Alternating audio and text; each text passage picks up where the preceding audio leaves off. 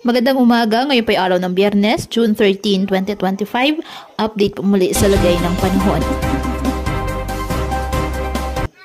Tuluyan na pong lumakas at isa ng ganap na bagyo o tropical depression ang binabantayang low pressure area sa loob ng ating PAR.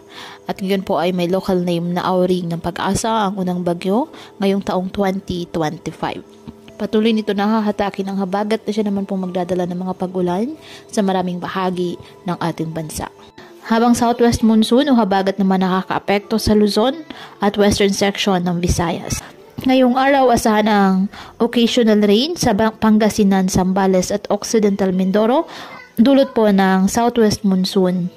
Asahan naman ang maulap na kalangitan na may kalat-kalat na pag-ulan at thunderstorms sa Batanes at Cagayan. Ang western Visayas at nalalabing bahagi ng Luzon, apektado po ng southwest monsoon o habagat. Ang nalalabing bahagi ng bansa, apektado ng mga localized thunderstorms, kaya saan pa rin ang bagyang maulap hanggang sa maulap na kalangitan with isolated rain showers or thunderstorms. Patuloy po na maging handa sa banta ng mga biglaang pagbaha at pag-uho ng lupa at palaging umantabay sa iba pa nating water updates at sa updates po ng Pag-asa hinggil sa lagay ng panahon.